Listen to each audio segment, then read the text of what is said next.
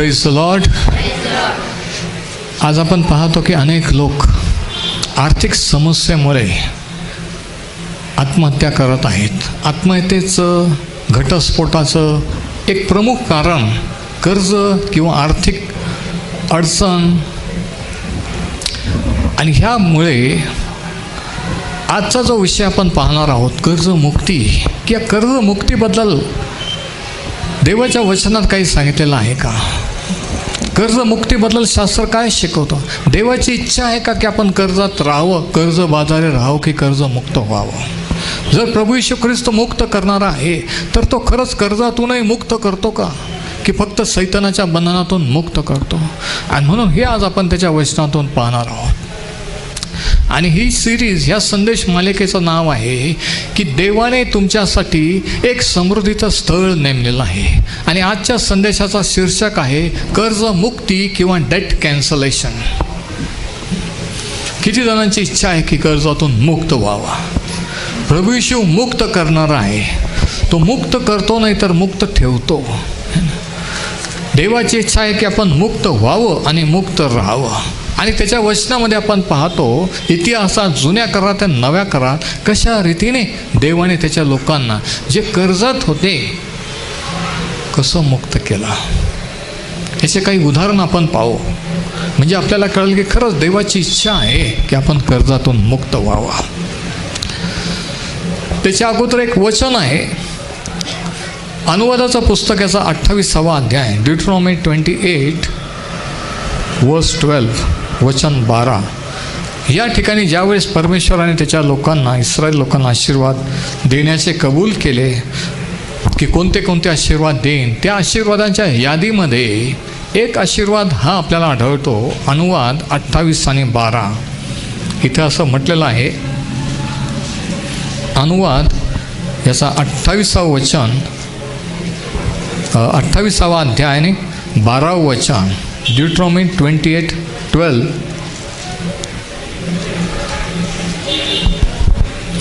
परमेश्वर तुझ्यासाठी आपले उत्तम भांडार म्हणजे आकाश खुले करून तुझ्या भूमीवर योग्य ऋतूत पाऊस पाडेल. वेळेवर पाऊस येत नाही, पण काय येत नाही त्याला पण कारण आहेत. परमेश्वर पाऊस अडवूनही धरतो आणि योग्य वेळी पाडतो सुद्धा. योग्य वेळी पाऊस पाडेल. आणि आता आहे का, व तुझ्या हातच्या सर्व कामाला, म्हणजे मना सर्व कामाला बरकत देईल. देवाची इच्छा आहे का बरकत व्हावी? सर्व कामाला बरकत देईल. आणि मग पुढे, तू पुष्कळ राष्ट्रांना उसने देशील, पण तुला कोणाकडूनही उसने घ्यावे लागणार नाही. ही देवाची इच्छा त्याचे लोक इस्रायल यांच्याबद्दल होती. आणि गलतीकरास पत्र 3 अध्याय 29व्या वचनात सांगितलेलं आहे, काढू नका, नंतर वाचा, की प्रभू ईश्वर आपण जे विश्वास ठेवणारे, आपण त्या अब्रामाचे संतान म्हणजे आत्मिक इस्रायल आहोत. म्हणजे तुम्ही जर प्रभू ईश्वर विश्वास ठेवलेला आहे तर तुम्ही अब्रामाचे संतान आहात. आणि हे आशीर्वाद, हे शास्त्र, देवाचं वचन तुम्हाला लागू आहे. किती जण आमेन म्हणू शकतात? किती जणांना समजतंय मी काय म्हणतो? काहीतरी समजायचं, काहीतरी म्हणायचं. देव जिवंतांचा देव आहे, मेलेल्यांचा नाही. जिवंत लोकच काहीतरी म्हणतात, नाही का? Praise the Lord, hallelujah. तर देवाची इच्छा होती की तू पुष्कळ राष्ट्रांना, लोकांना नाही, राष्ट्रांना उसने देशील, पण तू उसने घेणार नाहीस. तू कर्ज घेणार नाही, कर्ज देशील. पण आपल्याला माहीत आहे काय झालं, की ते त्या आशीर्वादात चालले नाही, आज्ञापालन केलं नाही, देवापासून दूर गेले, सर्व प्रॉब्लेममध्ये, कर्जामध्ये बुडाले. पण देवाची इच्छा नाही की आपण कर्जात असावं. आपण उसने देणारे असावं, उसने घेणारे नाही. Praise the Lord. आणि म्हणून ज्यावेळेस परमेश्वराने वेगवेगळे सण इस्रायल लोकांना दिले, पाळायला सांगितले, वेगवेगळे दिवस, जसे शाबात दिवस आणि वर्ष आणि वेगवेगळे सण, त्याच्यामध्ये एक सण होता योबेल वर्ष, द इयर ऑफ जुबिली, की 50वं वर्ष. आणि हे लेवियच्या 25व्या अध्यायात आहे. द इयर ऑफ ज्युबिली 50व्या वर्षी जे कोणी कर्जबाजारी आहेत त्यांना कर्जातून मुक्त होण्याची घोषणा केली जात असे. जे कोणी गुलाम आहेत त्यांना त्या वर्षी मोकळं केलं जात असे. आता नीट हे प्रकटीकरण लक्षात घ्या आणि समजलं तर काहीतरी म्हणायला तयार राहा, कारण समजल्यावरच माणूस प्रेज द लॉर्ड हालेलुया म्हणतो. म्हणून इकडे लक्ष द्या. हे वचनं जे मी सांगतो ते घरी जाऊन नंतर वाचा. ते आत्ता जर शोधत बसले तर मेसेज संपून जाईल. म्हणून फक्त ऐकून घ्या, नोट डाऊन करा आणि माझ्याबरोबर पुढे चला. योबेल वर्ष, the 50th year of jubilee, योबेलाव्या वर्षी 50व्या वर्षी दर 50 वर्षानंतर जे गुलामगिरीत आहेत, गुलाम आहेत, त्यांना मुक्त केलं जात होतं, त्यांचं कर्ज माफ केलं जात होतं. तुम्ही म्हणाल ते तर त्या काळात त्या लोकांसाठी होतं. मग प्रभू येशूने या बाबतीत काय केलेलं आहे? म्हणून आता लूक शुभवर्तमान याचा 4था अध्याय बघा की प्रभू येशूने या बाबतीत काय केलेलं आहे. लूक चॅप्टर 4, ज्या वेळेस प्रभू येशूने त्याची सेवा सुरू केली, त्याच्या सुरुवातीला कोणते शास्त्रलेख त्याच्या बाबतीत पूर्ण होणार होते आणि झाले हे त्याने वचनातून वाचून दाखवलं की त्याचा रोल, त्याची भूमिका, की तो जगात आल्यानंतर काय करणार होता. लूक शुभवर्तमान 4था अध्याय आणि 17 वचन. तेव्हा यशाया संदेशाचा ग्रंथपट त्याला देण्यात आला. त्याने तो उलगडून जे स्थळ काढले त्यात असे लिहिले आहे, परमेश्वराचा आत्मा माझ्यावर आला आहे. आता परमेश्वराचा अभिषेक त्याच्यावर होता. इकडे लक्ष द्या. परमेश्वराचा अभिषेक ज्यावेळेस तुमच्यावर माझ्यावर असतो, तो अभिषेक काय काय करतो हे ह्या ठिकाणी लिहिलेलं आहे. तो अभिषेक ज्याला असतो त्या अभिषेकाने ह्या गोष्टी होतात. कारण दीनास सुवार्ता सांगण्यास, दीनास म्हणजे गरिबास किंवा दारिद्र्य सुवार्ता सांगण्यास, आणि दीनांना किंवा गरिबांना कोणती सुवार्ता आहे? तो धनवान असता आम्हासाठी दारिद्र्य झाला, यासाठी की त्याच्या दारिद्र्याने आम्ही धनवान व्हावे.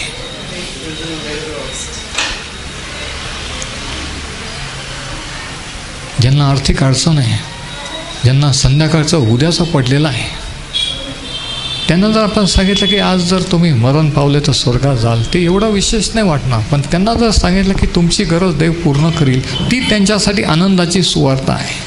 म्हणून दीनास शुभवृत्त सांगण्यास की दारिद्र्य हा शाप प्रभू येशूने वाहिलेला आहे, तुम्हाला दारिद्र्यात राहण्याची गरज नाही आहे, ही एक सुवार्ता आहे. पुढे त्याने मला अभिषेक केला आहे, त्याने मला पाठविले आहे, ते अशासाठी की धरून नेलेल्यांना सुटका व आंधळ्यास पुन्हा दृष्टीला, आत्मिकरित्या आंधळे यांची घोषणा करावी. ठेचले जात आहेत त्या सोडून पाठवावे, सैतानाकडून ते ठेचले जातात. आणि आता ऐका वचन 19 वर्स 19, परमेश्वराच्या प्रसादाच्या वर्षाची घोषणा करावी.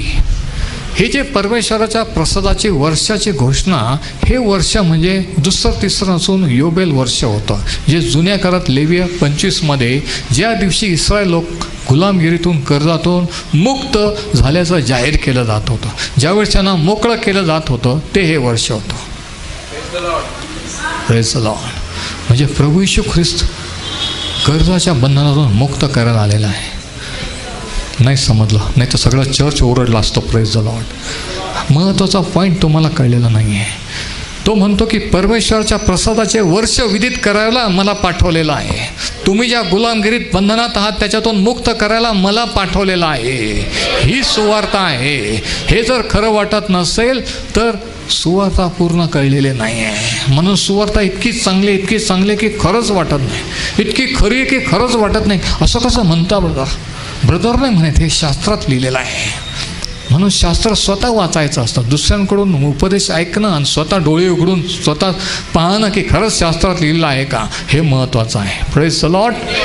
परमेश्वराच्या प्रसादाचे वर्ष जाहीर करावे म्हणून त्याने पाठवलेलं आहे. म्हणजे काय की जे कर्जबाजार आहे त्यांना मुक्त करावे म्हणून प्रभू येशू म्हणतो मला पाठवलेलं आहे. हालेलुया. किती जणांना माहीत आहे, किती जणांचा विश्वास की प्रभू येशू तुम्हाला कर्जातून मुक्त करू शकतो. कशामुळे? ह्याच्यामुळे लूक 4:19 मुळे की परमेश्वराच्या प्रसादाचे वर्ष म्हणजे मुक्तीचं वर्ष, कर्जातून मुक्त होण्याचं वर्ष. म्हणा, कर्जातून मुक्त होण्याचं वर्ष. आणि मग पुढं काय म्हटलं, वचन 21 त्याने काय म्हटलेलं आहे बघा. जर कोणाला वाटत असेल की नाही तर तेव्हा होतं ब्रदर. वचन 21, मग तो त्यांना म्हणू लागला की हा शास्त्रलेख आज तुम्ही ऐकत असताना पूर्ण झालेला आहे. हा शास्त्रलेख आजच्यासाठी आहे. आज पण आज म्हणू शकतो, उद्या पण आज म्हणू शकतो, 10 वर्षांनी 50 वर्षांनी पण आज म्हणू शकतो. हालेलुया. तुमच्यासाठी, तुमच्या मुलाबाळासाठी, नातवंडासाठी सुद्धा तुम्ही आज म्हणू शकता. Praise the Lord. आता आपण जुन्या काळातले काही उदाहरण पाहू की देवाने ॲक्च्युली कर्जात असलेले लोकांना कसं मुक्त केलं. पहिलं उदाहरण आहे 2 राजाचं पुस्तकाचा 4 अध्याय, 2 किंग्स चॅप्टर 4. 2 राजे 4 या ठिकाणी एक घडलेली गोष्ट आहे. शास्त्रातल्या गोष्टी, ह्या घडलेल्या घटना आहेत, त्या गोष्टी नाही आहेत. They are not bed time stories. लक्षात घ्या, त्या झोपताना वाचायच्या गोष्टी नाही आहेत, त्या घडलेल्या घटना आहेत. 2 राजे 4 या ठिकाणी कर्जमुक्तीचं एक उदाहरण आपल्याला पाहायला मिळतं. 2 राजे आणि याचा 4 अध्याय या ठिकाणी काय झालेलं आहे बघा. एकदा संदेष्टाच्या शिष्यांच्या स्त्रियांपैकी, आणि त्यावेळी इस्रायलात एलिया संदेष्टा होता आणि त्याचे काही शिष्य होते, म्हणजे त्याच्या अंडर ट्रेनिंग घेणारे, तो ज्यांना टीचिंग देत होता. संदेष्टांच्या शिष्याच्या स्त्रियांपैकी एकीने अलिशाकडे गाऱ्हाणे केले. म्हणजे ती अलिशाकडे आली आणि हे गाऱ्हाणं, हे प्रॉब्लेम घेऊन आली. ती म्हणाली, तुझा सेवक माझा नवरा मरून गेला आहे. तुला ठाऊक आहे की तो परमेश्वराचे भय बाळगणारा होता. त्याचा सावकार माझ्या 2 पुत्रांना दास करून घेण्यास आला आहे. भयंकर मोठा प्रॉब्लेम झालेला आहे. हा माणूस एक संदेष्ट व्हायचं ट्रेनिंग घेत होता. हा माणूस देवाचा माणूस होता, देवावर विश्वास ठेवणारा होता. पण त्याला समृद्धीविषयीचे तत्व किंवा समृद्धी किंवा पैसा हाताळण्यात तो फेल केलेला होता, जसे आज अनेक पुरुष लोक गेलेले आहेत. आणि म्हणून त्याने एवढं कर्ज केलं, एक दिवशी तो मरून गेला. आणि ही बाई गाऱ्हाणा करू लागली, रडायला लागली. मी असं पाहिलं आहे काही माहितीमध्ये की काही स्त्रिया, काही लोक जे रडतात ते तो माणूस वारल्यामुळे तर रडत असतातच, पण त्यांनी मरून गेल्यामुळे बाकीच्यांना किती प्रॉब्लेम केले, किती कर्ज सोडलेलं आहे, म्हणून पण ते रडत असतात. समजतं ना मी काय म्हणतो ते? पुरुषांनो, कर्जबाजारी असलेल्या पुरुषांनो, इकडे लक्ष द्या. रात्रीतून मरण आणलं तर तुम्ही सुटाल, तुम्हाला वाटेल, पण त्याचा परिणाम बायकोला आणि मुलांना भोगावं लागेल. आणि एक दिवशी देव तुम्हाला त्याच्याबद्दल जबाबदार धरेल. आत्महत्या करू मोकळं होत नसतो माणूस. देवाने प्रत्येकाचा न्यायाचा दिवस ठरवलेला आहे. आपण टी व्हीवर पाहतो, बातम्या वाचतो की कर्जामुळे आत्महत्या. कारण त्यांना माहीत नाही आहे की देव कर्जमुक्त करणारा देव आहे. त्यांना माहीत नाही की कसं होतं, कसं काय होतं. त्यांना दुसरा इलाज नाही आहे. पण तुम्हाला आणि मला आहे, देवाची स्तुती असतो. तुम्हाला आणि मला माहीत पाहिजे. आपण प्रश्न नव्हे तर आपण लोकांना उत्तर पाहिजे. किती जण आज प्रश्न आहेत, हे जर एवढे बिलीवर हे मग हे व्यसनाधीन का, हे कर्जात का, हे असे का, हे तसे का. लोक तुमच्या मागं प्रश्न विचारत आहेत, ते प्रश्नात आहेत. तुम्हाला वाटतं की मी खूप आशीर्वादित आहे, प्रेज द लॉर्ड. तसं नाही आहे. लोक वेडे नाही आहे, ते ओळखतात आहे कोण आशीर्वादात आहे कोण आशीर्वादात नाही आहे. तर ही बाई सांगते की माझा नवरा, आपला शिष्य मरून गेला आणि आता सावकार कर्ज झाल्यामुळे माझ्या मुलांना गुलाम म्हणून घेऊन जायला आलेला आहे. बघा, आता आता ह्या ठिकाणी महत्त्वाचं सत्य हे आहे की ही बाई, एक सावकार तिच्याकडं आलेला आहे म्हणून ती दुसऱ्या सावकाराकडे पैसे मागायला न जाता ती देवाच्या माणसाकडे गेलेली आहे, कारण ती विश्वासधारी होती. विश्वास धरणाऱ्या बायका देवाच्या माणसाकडे जात असतात. त्या जगातील लोकांकडे एक्सपर्ट ओपिनियन घ्यायला जात नसतात. ते आणखी कर्ज काढायला जात नसतात. ते देवाचा माणूस शोधत असतात आणि देवाच्या माणसाकडे. धन्य ही बहीण, ही स्त्री जी ह्या परिस्थितीमध्ये देवाच्या माणसाकडे गेली. तिला प्रत्येक कारण होतं म्हणायचं की एवढा माझा नवऱ्याने विश्वास ठेवला, एवढा तो कमिटेड, एवढा सेवक होता, हे होता, मग सांगा बरं असं का झालं. पण तिने देवाला दोष दिला नाही. तिचा देवावरचा विश्वास डगमगलेला नाही. आज तुमचा विश्वास स्त्रियांनो तुम्ही चेक करून बघा की खरंच तुमचा विश्वास आहे का. अशा परिस्थितीत तिचा विश्वास डगमगला नाही आहे. ती विश्वासात स्थिर राहिली आणि देवाच्या माणसाकडे आलेली आहे. Praise the Lord. ती जगाच्या माणसाकडे गेली नाही तर देवाच्या माणसाकडे आलेली आहे. आज सैतानाने अनेकांच्या मनात हे ठसवून दिलेलं आहे, ही लबाडे केलेलं आहे की देवाचे लोक, पाळक लोक, सेवक लोक विश्वास ठेवण्याच्या लायक नाही आहेत. कोणीतरी म्हटलं की तुम्हाला माहीत नाही पाळक साहेब, आमच्या पाळक साहेबांना आम्ही विश्वास ठेवू शकत नाही. जर ठेवू शकत नाही तर दुसरे पाळक, दुसरा चर्च शोधा ज्याच्यावर तुम्ही विश्वास ठेवू शकता. Praise the Lord. जर तुमच्या सेवकावर, देवाच्या माणसावर तुमचा विश्वास नसेल तर तुम्हाला त्याचा काही फायदा नाही आहे. ही एक लबाडी सैताने केली की देवाचे लोक विश्वास ठेवण्यालायक नाही आहेत. आणि खरंच आज काही नाही, पण सर्वच तसे नाही आहेत. Praise the Lord. काही जण विश्वासू सेवक आहेत, विश्वास ठेवण्याजोगे पाळक सेवक आहेत. आणि म्हणून अशा वेळेस कर्जातून मुक्त होण्यासाठी पहिली गोष्ट काय केली पाहिजे, विश्वासात न डगमगता देवाच्या माणसाकडे गेलं पाहिजे. आणखी कर्ज काढण्यासाठी कोणाला तरी गोड बोलून फसवण्यापेक्षा देवाच्या माणसाकडे गेलं पाहिजे, कारण देवाचं सोल्युशन, देवाचं उत्तर देवाचा माणूस देऊ शकतो. देवाने तुमच्या जीवनात कोणीतरी देवाचा माणूस, सेवक ठेवलेला असतो आणि त्याचा तुम्ही अशा वेळेस फायदा घ्यायचा असतो. लपवायचं नसतं, खोटं दाखवायचं नसतं की सगळं काही व्यवस्थित चाललेलं आहे. कबूल करायचं असतं. जो आपले दोष झाकतो त्याचा बरा होत नाही, जो कबूल करून सोडून देतो त्याच्यावर दया करण्यात येते. ती देवाचा माणसाकडे गेलेली आहे. कारण का? कारण शास्त्रात एक तत्व आहे, ए प्रिन्सिपल्स. परमेश्वर कार्य करतो, कर्जातून मुक्त करण्याचं कार्य करतो. प्रत्येक गोष्टी परमेश्वर करतो, त्याचे काही नियम आहेत. जसे निसर्गाचे नियम आहेत तसे देवाचे नियम आहेत. आणि ते नियम जर आपल्याला कळले, त्याचा जर शोध लागला तर आपण फायदा घेऊ शकतो.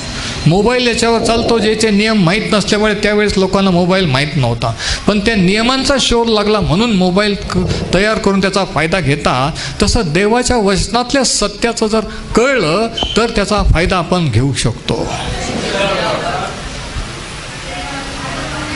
दुसरा इतिहास याचा 20वा अध्याय 20वा वचन. या ठिकाणी एक तत्व, एक महत्त्वाचं प्रिन्सिपल आहे आणि ह्या तत्वानुसार ह्या बाईने ते केलेलं आहे. आणि ह्या तत्वानुसार ज्यांना कर्जमुक्त व्हायचं आहे त्यांनी ते केलं पाहिजे. दुसरा इतिहासाचं पुस्तक याचा 20वा अध्याय 20वा वचनात असं लिहिलेलं आहे. ते अगदी पहाटेच उठून तकोबाच्या अरण्यात जायला निघाले. ते जाऊ लागले तेव्हा यहोशाफाट उभा राहून म्हणाला, यहोशाफाट राजा, अहो यहूद्यांनो, अहो यरूशलेम निवासी जन हो, ऐका. आणि आता तुम्ही पण ऐका. तुमचा देव परमेश्वर याच्यावर विश्वास ठेवा म्हणजे तुम्ही खंबीर व्हाल. त्याच्या संदेष्टांवर विश्वास ठेवा म्हणजे तुम्ही यशस्वी किंवा समृद्ध व्हाल. पाहिजे तर हे वचन अंडरलाईन करा. प्रत्येकाने या शास्त्रात बघा, लेकरांना ताब्यात ठेवा, नाही तर बाहेर घेऊन जा प्लीज. सर्वजण माझ्याबरोबर वाचा. तुमचा देव परमेश्वर याच्यावर विश्वास ठेवा म्हणजे तुम्ही खंबीर व्हाल. त्याच्या संदेष्ट्यावर विश्वास ठेवा म्हणजे तुम्ही यशस्वी व्हाल. 2 गोष्टी सांगितलेल्या आहेत. दुसरा इतिहास 20:20. देवावर पण विश्वास ठेवला पाहिजे आणि देवाच्या लोकांवर पण विश्वास ठेवला पाहिजे. ज्यांनी हात वर केला की कर्जातून मुक्त व्हायचं आहे त्यांनी लक्ष द्या. कर्जातून देव कसं मुक्त करतो हे मी तुम्हाला सांगत आहे. परमेश्वरावर पण विश्वास ठेवा म्हणजे तुम्ही खंबीर व्हाल आणि त्याच्या संदेष्ट्यांवर विश्वास ठेवा म्हणजे तुम्ही यशस्वी किंवा समृद्ध व्हाल. Praise the Lord.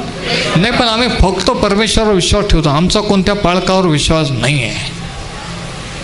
मग प्रार्थना करा की देवाने योग्य पाळक योग्य सेवक तुमच्या जीवनात पाठवावा. कारण हे तत्व आहे. देवावर पण विश्वास, त्याच्या संदेष्टांवर विश्वास म्हणजे तुम्ही यशस्वी. ते यशस्वी तो जो शब्द आहे मराठीतला, त्या ठिकाणी ओरिजिनल हिब्रू शब्द आहे प्रॉस्पेरस किंवा समृद्ध.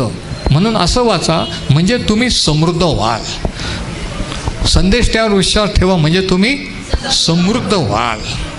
तर ह्या तत्वानुसार ही बाई एलिया संदेष्टाकडे आली आणि सांगितलं की माझा नवरा अचानक वारला आणि एवढा मोठा प्रॉब्लेम आमच्यासाठी करून गेला, कर्जबाजारी. आणि तो सावकार दारात येऊन उभा राहिलेला आहे.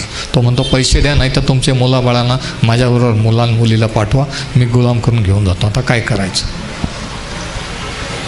जेव्हा काय करायचं माहीत नसतं तेव्हा काय करायचं माहीत आहे का, देवाच्या माणसांचा सल्ला घ्यायचा असता. स्वतःच्या मनाने काहीतरी करायचं नसतं. ज्यांना देव माहीत नाही, शास्त्र माहीत नाही, त्यांचा सल्ला घेत बसायचा नसतं. ज्यांना स्वतःच माहीत नाही की काय आहे काय असतं काय नसतं, विश्वास, त्यांच्याशी बोलून टाईमपास करायचा नसतो. तर देवाच्या लोकांचा सल्ला घ्यायचा असतो. आणि ती देवाच्या माणसाकडे आलेली आहे.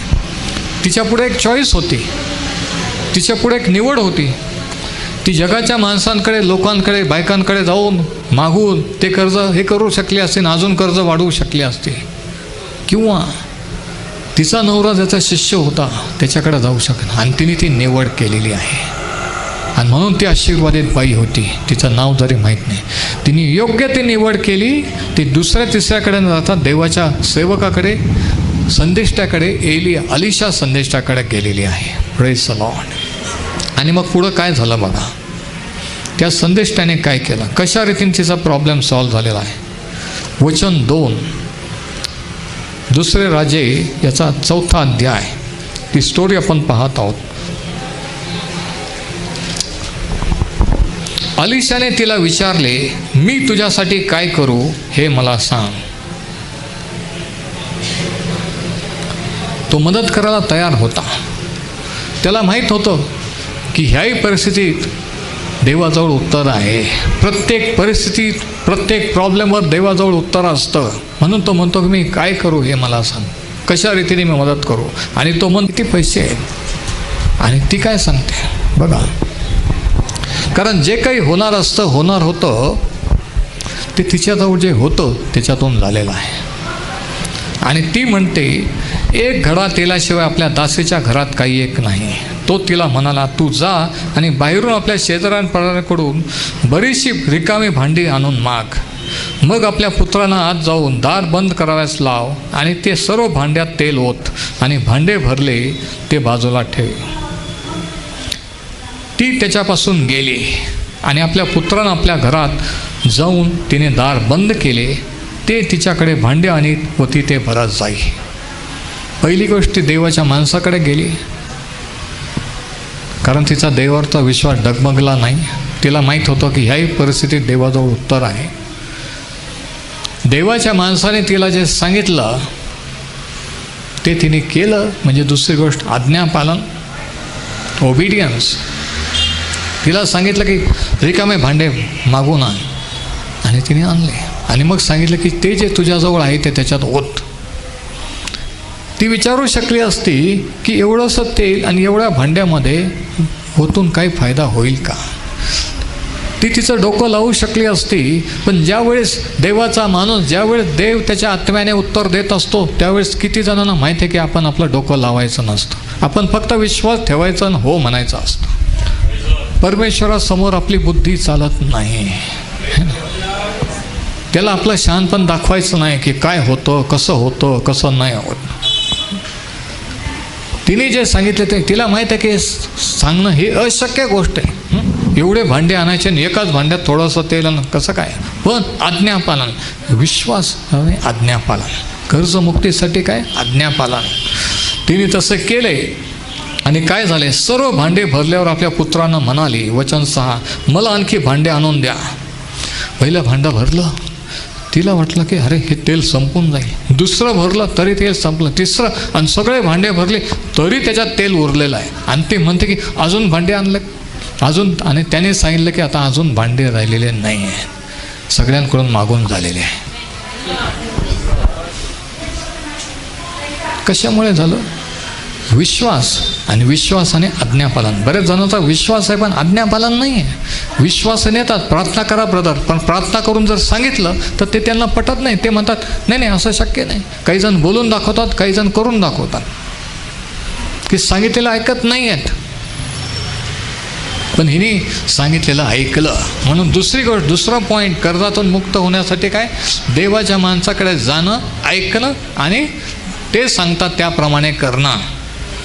आणि मग काय झालं बघा, त्यांनी म्हटले की आता एकही भांडं उरले नाही, तेव्हा तेल वाढवायचे राहिले. मग ते तेल वाढायचं राहिलं. आणि काय झालं, वचन 7, तिने जाऊन देवाच्या माणसांना हे सांगितले. तो म्हणाला, जा तेल विकून आपले कर्ज फेड. Praise the Lord. तिच्या कर्जाचा प्रॉब्लेम एका दिवसात सुटला. कर्जात असताना कसं वाटतं, कसं टेन्शन असतं, हे जे कर्जात आहेत तेच समजू शकतात. ही बाई कोणत्या परिस्थितीत होती, नवरा वारलेला आहे, तिचं दुःख तुम्ही आणि मी नाही समजू शकत.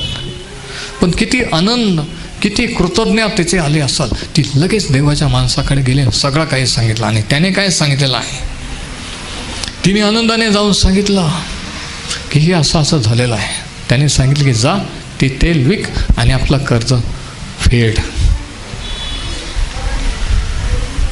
पण एवढाच आशीर्वाद नव्हता. नीट त्या वचनाकडे लक्ष द्या. देव जेव्हा आशीर्वाद देतो किंवा आशीर्वादित करतो, आता जर समजलं तर प्रेज द लॉर्ड, हालेलुया म्हणायला तयार राहा. फक्त अलिशाने, देवाच्या माणसाने तिच्या कर्जाची समस्या सोडवलेली नाही आहे. पुढं त्या वचनात काय लिहिलेलं आहे बघा, जा तेल विकून आपले कर्ज फेड आणि हे महत्त्वाचं आहे, जे शिल्लक राहील त्याच्यावर आपला व आपल्या पुत्रांचा निर्वाह कर. आणि याला म्हणतात आशीर्वाद. फक्त कर्ज मिटण्यापुरतं नाही, तर कर्जाचं मिटलं प्लस अजून उरलं, आणि त्या उरलेल्याच्यावर तो म्हणतो की आता तू आणि तुझे मालोबाळा निर्वाह कर. परमेश्वराचा आशीर्वाद समृद्धी देतो. म्हणून शास्त्र वाचताना इकडं तिकडं पाहायचं नसतं, नीट वाचायचं असतं. वचन ऐकताना नीट ऐकायचं असतं. देवाच्या वचनाला मान द्यायचा असतो. पोरांशी खेळत बसायचं नसतं, है ना. परमेश्वराचा आशीर्वाद समृद्धी देतो, तो त्याच्याबरोबर आणखी कष्ट देत नाही आहे. हे एक उदाहरण आहे. तिचं कर्ज एका दिवसात, एका फटक्यात कॅन्सल झालेलं आहे. तिने लगेच ते तेल विकलं, लगेच त्या चौकारला पोरांना सांगितलं देऊन टाक. त्याने देऊन टाकले, प्रॉब्लेम सॉल्व्ह झालेला आहे. परमेश्वर कर्ज मुक्त करतो का? आणखी एक उदाहरण आपण पाहूया. काही वेळेस आपण कोणाचं तरी उसणं घेतलेलं असतं, आणि उसणं घेतल्यामुळे पण प्रॉब्लेम होतात. पण उसणं घेतल्यानंतर जे कर्ज होतं त्याच्यातून तो मुक्त करतो का? आपण पाहू दुसरं उदाहरण, दुसरे राजाचा 6वा अध्याय, दुसरे राजाच्या पुस्तकाचा 6वा अध्याय. या ठिकाणी आणखी एक स्टोरी आहे. पहिल्या वचनापासून मी वाचतो. संदेश त्यांच्या शिष्यांनी अलिशास म्हटले की पहा, आम्ही आपल्यासमोर राहत आहोत ते स्थळ फार संकुचित आहे. अलिशा संदेष्टा इस्रायलात होता तेव्हाची गोष्ट आहे. आणि ते जे संदेष्टे, ते जे शिक्षक, ते जे त्याचे डिसायपल्स, त्याचे जे बायबल कॉलेज स्टुडंट्स अलिशाचे, ते म्हणतात की आता ही जागा खूप कमी पडायला लागलेली आहे, मोठी जागा पाहिजे, थोडंसं मोठं बांधलं पाहिजे. वचन 2, तर यार्देन तीरी जाऊन तिथून एकेकाने एक तुळई आणून राहण्यासाठी एक आश्रम बांधावा म्हणून आम्हाला परवानगी द्या. थोडा मोठा आश्रम बांधू, तिथं आम्ही राहू आणि मग तुमच्याकडून शिक्षण घेऊ म्हणून आम्हाला परवानगी द्या. आणि त्याने म्हटले, बरे जा. वचन 3, एकाने त्याला म्हटले, कृपा करून आपण आपल्या सेवकांबरोबर या.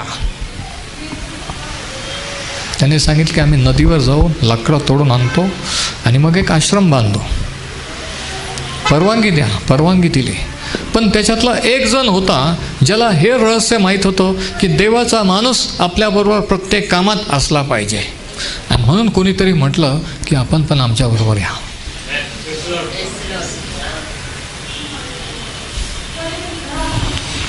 आणि काय झालं बघा, तो म्हणाला, बरे येतो. वचन 4, तो त्यांच्याबरोबर गेला. ती यार्देनपाशी जाऊन लाकडे तोडू लागले. एक जण तुळई तोडून पाडीत असता कुऱ्हाड दांड्यातून निसटून पाण्यात पडली. तेव्हा तो ओरडून म्हणाला, हाय हाय स्वामी, मी ती मागून आणलेली होती. बघा, ज्या कुऱ्हाडीने लाकडं तोडायचे होते, एक जणाची कुऱ्हाड आणि दांडा वेगळा झाला आणि ती कुऱ्हाड पाण्यात पडली आणि त्याला अतिशय दुःख झालं. आणि तो देवाच्या माणसाला सांगतो की अरे रे, मी ती मागून आणलेली होती, उसने घेतलेली होती, आता मला ती परत द्यायची आहे. एक तर भरून द्यायची आहे, नाहीतर दुसरी कुऱ्हाड आणून त्याला द्यायची आहे, माझ्यावर ते कर्ज आहे. तो म्हणतो की ती पाण्यात पडली आहे. देवाच्या माणसाने विचारले, ती कुठे पडली? त्याने ती जागा दाखवल्यावर अलिशाने एक लाकूड तोडून तेथे टाकले. तेव्हा लोखंड पाण्यावर तरंगू लागले. लोखंड पाण्यावर तरंगतं का? नाही. ते म्हणतात की ते सायंटिफिक नाही आहे, त्याला शास्त्राचा आधार नाही आहे. सायन्स आणि शास्त्र हे देवाने निर्माण केलेलं आहे. तो नियम करू शकतो आणि तोडू पण शकतो. Praise the Lord. म्हणून देवापेक्षा आपण जास्त हुशाऱ्या करायच्या नाही आहे की असं होतं आणि तसं होत नसतं. इथं देवाच्या माणसाने तिथं काठी टाकली आणि ते लगेच वर आली ती कुऱ्हाड आणि पाण्यावर तरंगू लागली. अशक्य गोष्ट शक्य करणारा दैव आहे. माझा पॉईंट असा आहे की समजा कोणीतरी म्हटलं नसतं ह्या देवाच्या माणसाला तू आमच्याबरोबर या, तर काय झालं असतं?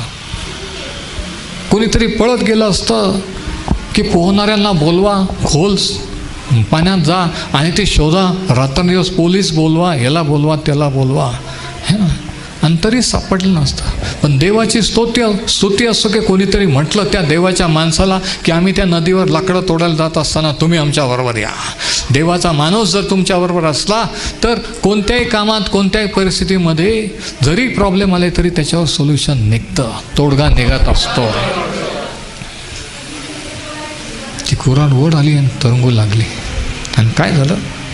त्याने त्याला म्हटले की ती काढून घे. मग त्याने हात लांब करून ती घेतली. तो कर्जात बुडणार होता, कारण ती स्वतःची नव्हती, दुसऱ्यांची उसने मागितलेली होती आणि भरून द्यायची होती. देव कर्ज मुक्त करतो का? देव उसने घेतल्यातून आपल्याला मुक्त करतो का? जरा विश्वासाने, विश्वास असल्यासारखा हो ऐकू येईल का मला? हालेलुया. किती जण विश्वास धरणारे इथं बसलेले आहेत. हालेलुया. हे विश्वासणाऱ्यांसाठी आहे, हे संशयित लोकांसाठी नाही, हे कडेकडेला पोहणाऱ्यांसाठी नाही आहे. हे ज्यांनी सर्व काही देवाच्या हवाले केलेलं आहे की काय व्हायचं ते होईल, तो चालविल, मला माहीत नाही कसं चालविल, त्यांच्यासाठी हे संदेश आहेत. हालेलुया.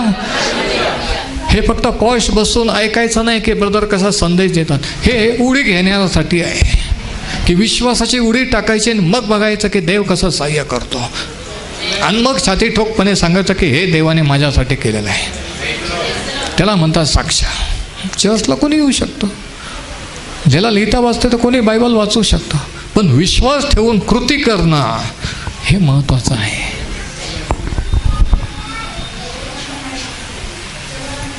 दुसरं उदाहरण आपण पाहिलं, परमेश्वराचा आशीर्वाद समृद्धी देतो. बघा, तिसरं उदाहरण आपण पाहू, आणि ते तिसरं उदाहरण आपल्याला नेहम्याच्या काळात, नेहम्याच्या पुस्तकात आढळतं. नेहमी आपल्याला माहीत आहे की देवाचे लोक बंदिवासातून परत आलेले होते. यरूशलेम ओसाड पडलेलं होतं, घरदारं ओसाड पडलेले होते शत्रूने नष्ट केल्यामुळं, आणि सगळं पुनर्बांधणी करून आता सगळं नव्याने सुरुवात त्या गावात, त्या शहरामध्ये करायची होती म्हणा. आणि म्हणून नेहम्याला पाठवलं होतं की ते अगोदर कोट बांधायचे आणि नंतर आतमध्ये, कारण जर कोट बांधले नाही तर शत्रू कोणत्याही दिशेने येऊन परत घरदारण शेतं उद्ध्वस्त करेल, आणि ह्याच्यासाठी त्याला पाठवलेलं होतं. पण ह्या पुस्तकामध्ये जरी नेहम्याचं पुस्तक रेस्टोरेशन किंवा पुनर्स्थापनेबद्दल आहे, त्याच्यात आज तुम्हाला आणि मला धडा हा आहे की ख्रिस्ती जीवनाची, आपल्या उद्ध्वस्त जीवनाची पुनर्स्थापना देव कसं करतो. आणि जर तुमचं जीवन, कौटुंबिक जीवन, आर्थिक जीवन उद्ध्वस्त झालेलं असेल तर नेहम्याच्या पुस्तकातून काही महत्त्वाचे धडे आहेत की पुनर्स्थापना कशी होते.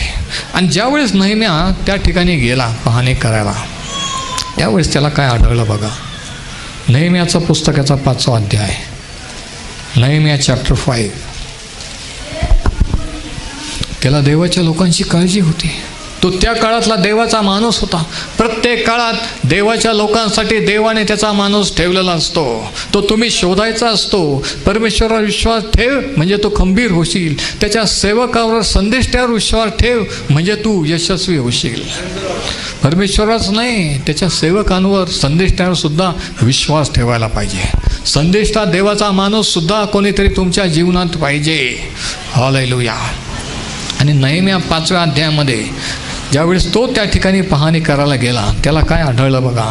नेहम्या 5 आणि 3ऱ्या वचनापासून आपण वाचूया. कित्येक म्हणू लागले की, ते लोक त्यांचे प्रॉब्लेम सांगत होते, कित्येक म्हणू लागले की राजाचा कर म्हणजे गव्हर्नमेंटचा टॅक्स भरण्यासाठी आमच्या शेतावर व द्राक्षांच्या मळ्यांवर आम्ही पैसा काढलेला आहे. पैसा काढलेला आहे म्हणजे काय? कर्ज काढलेलं आहे. आणि हे कर्ज त्या लोकांनी कशाला काढलं होतं? टॅक्स भरण्यासाठी. म्हणजे हे लोक कर्ज बाजारी होते, उद्ध्वस्त तर झालेले होते, पण कर्ज पण होतं एवढं की गव्हर्नमेंटचा टॅक्स पट्टी भरायला पण पैसे नव्हते. वचन 5, वस्तुतः आमची शरीरे आमच्या भाऊबंदाच्या शरीरासारखीच आहेत व आमची मुले बाळे त्यांच्या मुलाबाळासारखीच आहेत. पहा, आम्ही आपले पुत्र व कन्या यांना दास्य करण्यासाठी गुलामगिरीत ठेवलेले आहे.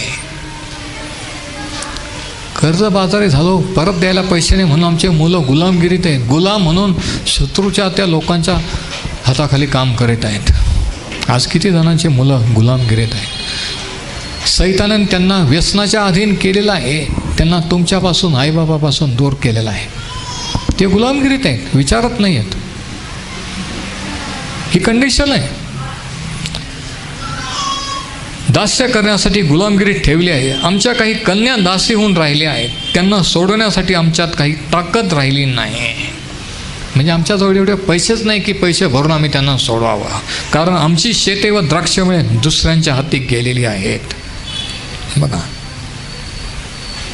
किती वाईट अवस्था होती.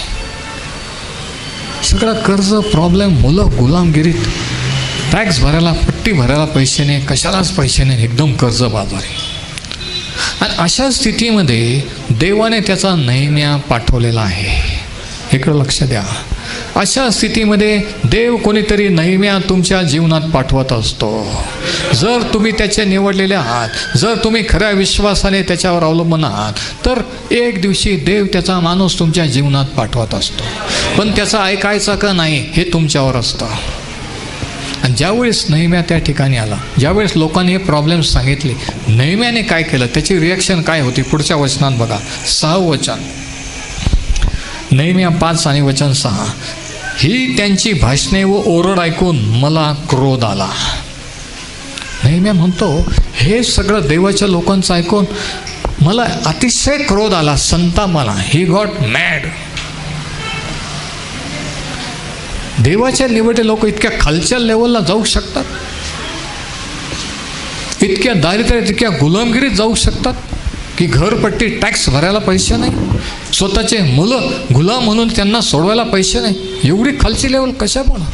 बंडखोरीमुळं, देवापासून दूर गेल्यामुळे, पापामुळे, भ्रष्ट झाल्यामुळे.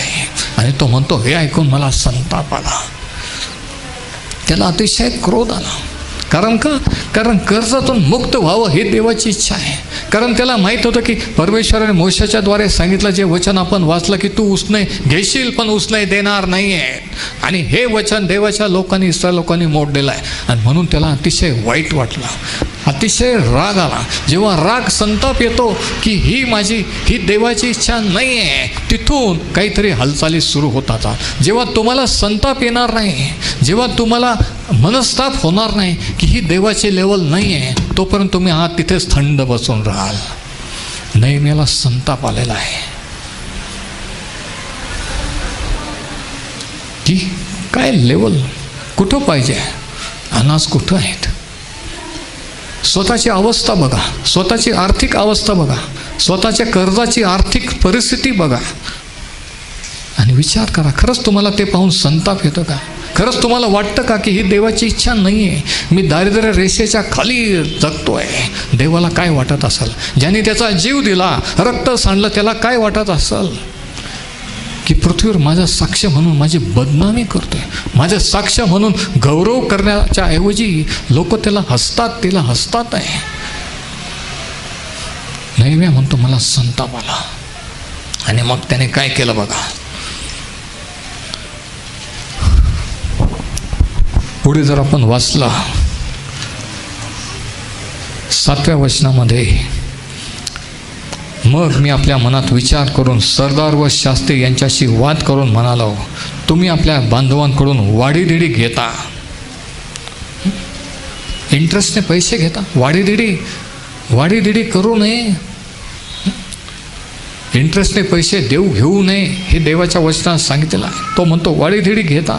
मग मी त्यांच्या विरुद्ध एक मोठी सभा भरवली. नेहमी त्या लोकांना रागवला की त्यांचे जे लोक श्रीमंत होते त्यांनी त्यांच्याच इस्रायल लोकांकडून त्यांना कर्जाने पैसे घेतले होते, त्यांच्या जमिनी, घरदारं, शेतं गहाण ठेवलेले होते. आणि तो म्हणतो की तुम्ही हे करता आपल्याच लोकांसाठी.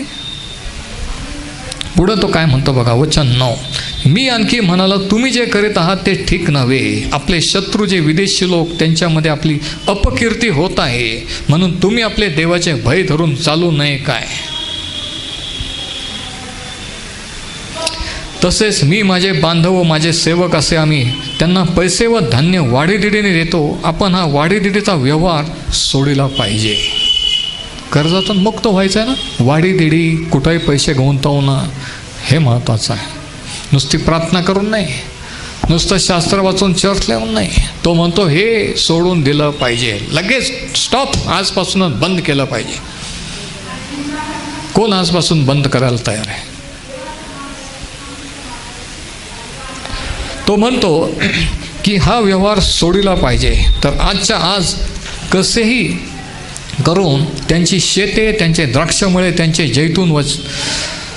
जैतू वचने, त्यांची घरेदारे त्यांना परत करा. तसेच पैसे, अन्न, नवा द्राक्षरस व तेल यांचा जो शतांश म्हणजे टॅक्स तुम्ही त्यांच्यापासून काढत असता तो तुम्ही त्यांना परत द्या.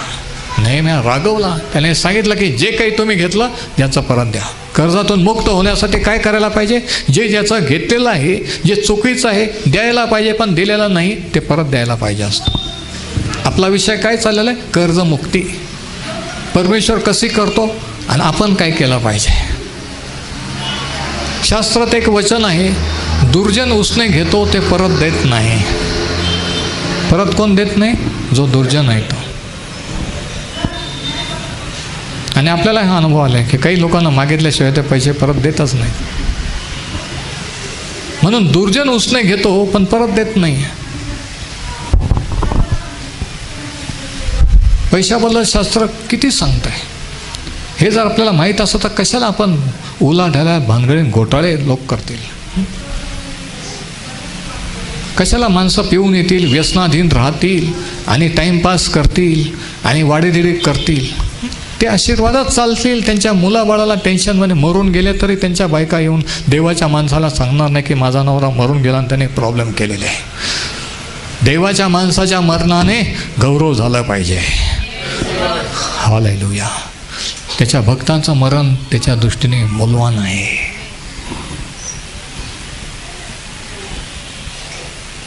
ते गेले तर गेले, आम्हाला कर्जात टाकून गेले असं म्हटलं चालेल का? अशी साक्ष असं जर मुलं बाळं असं लोकांना काय काय राहणार आहे? जरा विचार करा.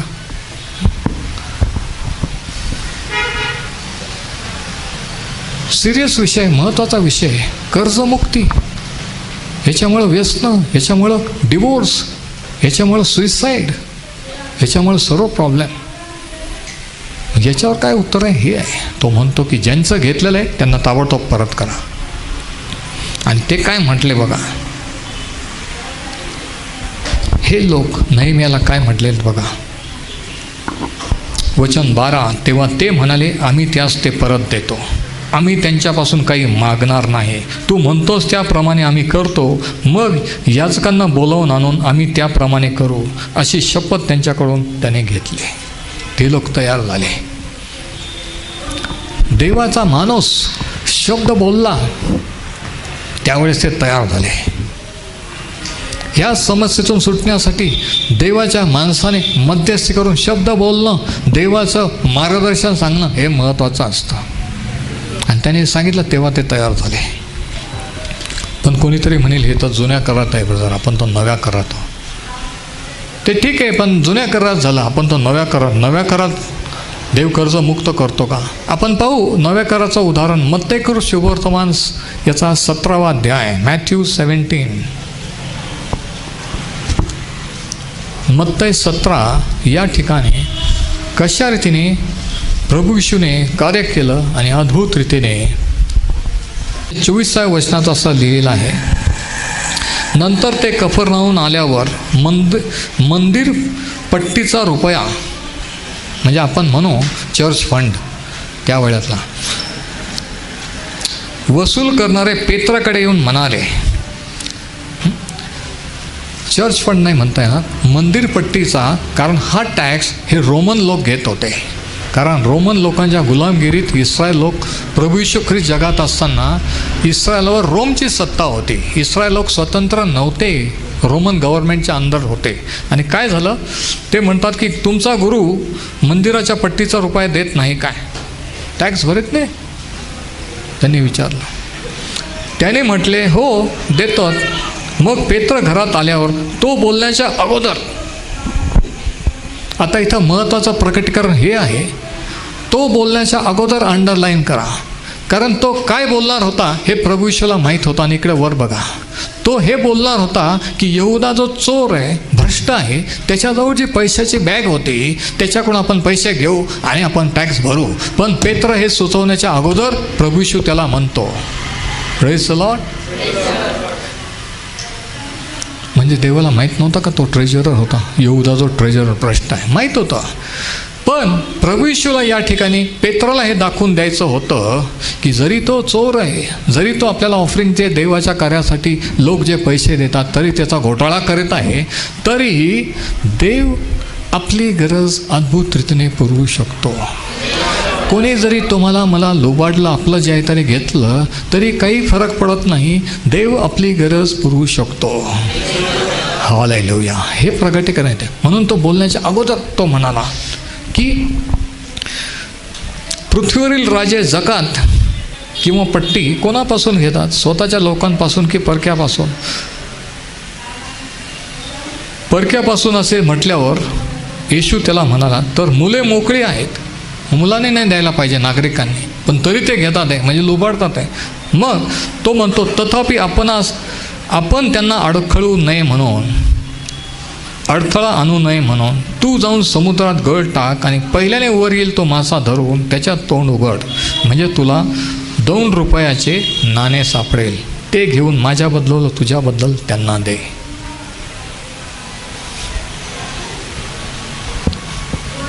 टॅक्स भरायचा बाकी होतो प्रभू येशूचा आणि पेत्राचा. गडबडीमध्ये, मीटिंगमुळे, मिनिस्ट्रीमुळे राहून गेले होतं आणि अचानक ते मागायला आले. दिला का तुम्ही टॅक्स दिला का? प्रभू येशूने दिला का? त्याच्या शिष्याने आणि कोणीतरी म्हण. आणि तो बोलणार तेवढ्यात प्रभू येशूने सांगितलं आणि त्याने सांगितलं की समुद्रात जाऊन पहिला मासा जो हाता लागेल तो काढ आणि त्याच्यात 2 नाणे सापडतील आणि तो म्हणून दे.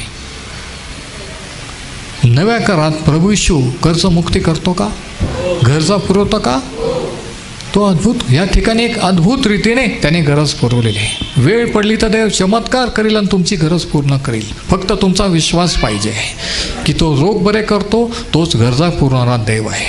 जो सैतानाच्या बंधनांना मुक्त करतो, तो कर्जातून मुक्त करणारा देव आहे. जो प्रार्थना ऐकतो, तो पैशाची गरज पुरवणारा देव आहे. जो विश्वास इतर ठिकाणी वापरता, तोच विश्वास या बाबतीत वापरला पाहिजे.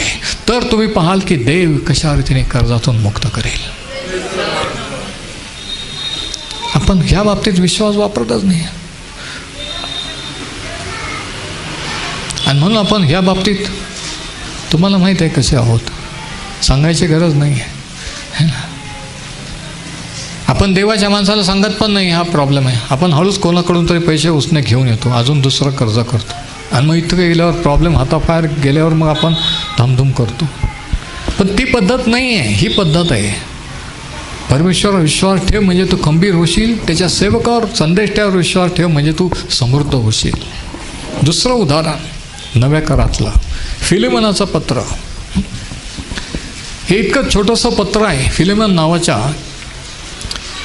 एका माणसाला पावलाने लिहिलं आणि हे पत्र ज्यावेळेस ते लिहिण्यात आलं इब्री लोकांस पत्राच्या अगोदर, ते घेऊन जाणारा जो अनेसिम नावाचा जो नौकर, जो गुलाम होता. आता स्टोरी ऐका, ज्यांच्याजवळ शास्त्र नाही त्यांनी इकडं ऐका.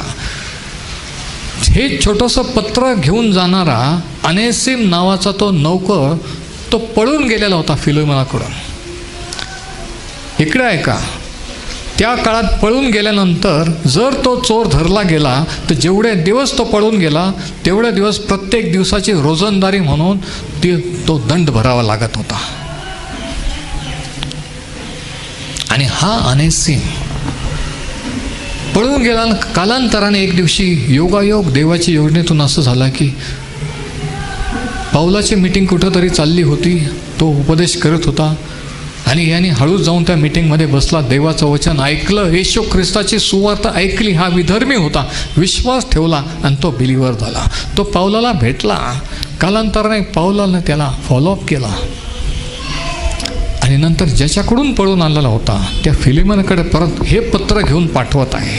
आता तुम्ही म्हणाल या पत्राचा आणि कर्जाचा काय संबंध आहे? म्हणून सांगतो की फिलेमोनाचं पुस्तक काढा आणि त्याचं 18 आणि 19 वचन आपण वाचूया. फिलेमोन, कारण त्याला अध्याय नाही आहेत.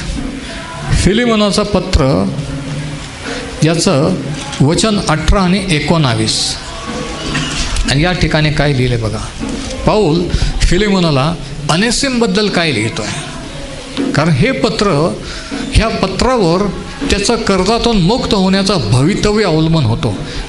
त्याला तो जर पकडला गेला असता तर जेलमध्ये गेला असता. हे जर पत्र हरवलं असतं तो कर्जात राहिला असता. म्हणून हे छोटंसं पत्र त्याच्या दृष्टीने का महत्त्वाचं होतं. 18 वचन बघा. त्याने तुझे काही नुकसान केले असले किंवा तुझे काही देणे लागत असेल तर ते माझ्या खाती मांड. उसने घेतले असतील तुझ्याकडं नोकर म्हणून काम करत असताना, परत दिले नसेल, आता पळून गेलेला आहे. पाऊल म्हणतो मी ते फेडीन. कळलं नाही पत्र किती महत्त्वाचं. हे जर पत्र फिलेमोनाला दिल्यानंतर फिलेमोन काय करणार होता? त्याचं कर्ज मुक्त करणार होता. कोणीतरी हालेलुया म्हणा. हे जर पत्र हरवलं असतं तर अनेसिमचं कर्ज मुक्त झालं नसतं. पाऊल ह्या पत्रात त्याला म्हणत आहे की त्याचं जर काही देणं लागत असेल तर माझ्या अकाउंटला ठेव, मी ते फेडीन. पुढे वचन 18 वचन 19. हा माझा पाऊलाचा दस्तुराचा लेख आहे, ते मी फेडीन. तो म्हणतो मी स्वतः गॅरंटी देतो की त्याचं कर्ज मी फेडीन. पाऊलाची इच्छा होती का अनेसिमने कर्जात राहावं? हो की नाही? देवाची इच्छा आहे का तुम्ही आणि मी कर्जात राहावं? दुसरं उदाहरण नव्या करारातलं की कर्जातून मुक्त व्हावं ही देवाची इच्छा आहे. आणि याच्यावरून आपण पाहतो जुन्या करार नव्या करारावरून की दोन्ही करारामध्ये आपण कर्जात राहू नये, कर्जातून मुक्त व्हावं, आपलं कर्ज रद्द व्हावं ही देवाची इच्छा आहे. परमेश्वर हे वचन आशीर्वादित करूया. हालेलुया.